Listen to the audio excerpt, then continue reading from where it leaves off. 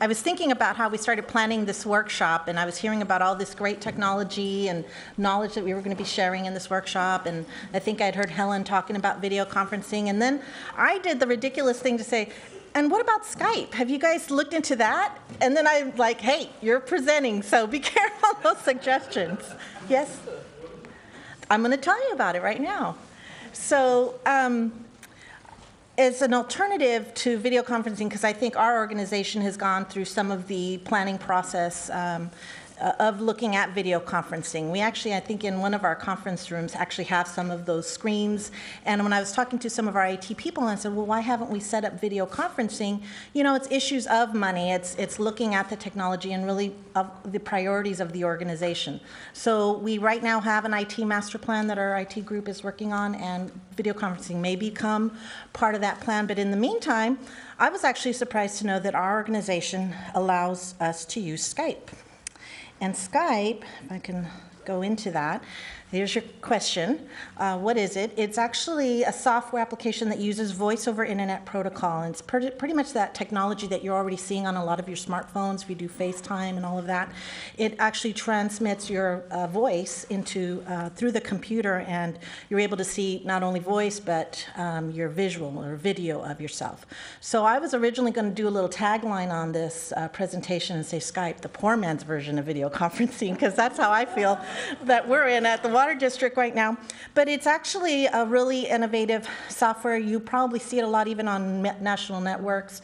It's owned by Microsoft, so you see it a lot on MSNBC. They'll have celebrity people, and they always have the little Skype tagline. And it's being used, obviously, by a lot of people.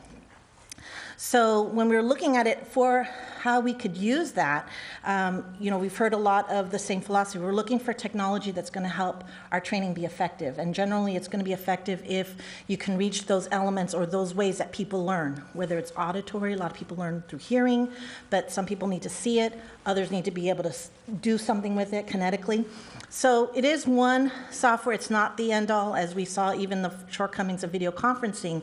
It's not going to meet all those needs, but it does enhance your training so that it's not just maybe handing someone an SOP and say, read that and figure it out, but you actually could provide some actual training behind that and be able to make it something that's more enhanced than just reading something. So I think Skype can be used as an alternative to video conferencing for group training. They offer not only one-on-one visual interaction, but you could actually do group training. And I'm going to show you some of the pros and cons of using this software.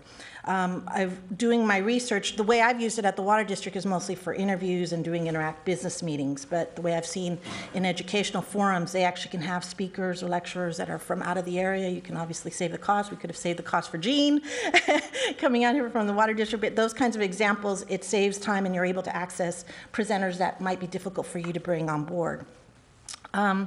You can also use the camera, because there is a camera capability, whether you have it on your laptop or computer or if you attach one on there, to look at those presentations. They are also upgrading the software where you can actually do some screen sharing like you do in a WebEx or those kinds of software where you can show them where you're at on your particular document and talk about it during that training. You can also send files through Skype, so it's almost like an FTP. So they're really trying to meet those needs that they're seeing for that technology through a pretty inexpensive system. Some of you have asked whether they can record some of those trainings that you're doing or a video conference that you're having. You can. They've already developed an MP3 recorder for Skype, but there's also other software like Pamela, I think I've read, and some other applications that are pretty cost-effective or even free that you can then record your recordings for future use. And it's pretty easy. What we have at the district is we can rent or borrow, not really rent it at no cost to us, but they have the headsets that are very high density or high performing so that you can kind of prevent the noise from distracting you and you can hear well, and it's got the clear, nice microphone. We actually have a little video camcorder that you can attach to your laptop, because fortunately I'm one of those at the district that haven't been upgraded yet, so my laptop doesn't have a camera, but you can easily attach it. And then for group settings, whether you want to pay for that extra group link where you're connecting to a lot of other Skype users on one screen like I have on this picture, or you could connect it on a projector and project that presenter on your wall of your conference room. So it's pretty versatile.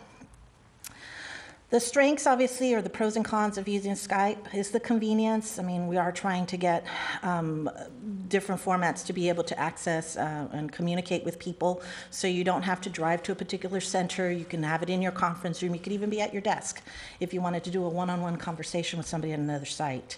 It's pretty low cost. It can be free if you're just doing one-on-one, or you could do a $4.99 day pass if you needed to do a group session, or pay like $8.99, I said $10 here a month, to actually have that service, that group service available to you at any time.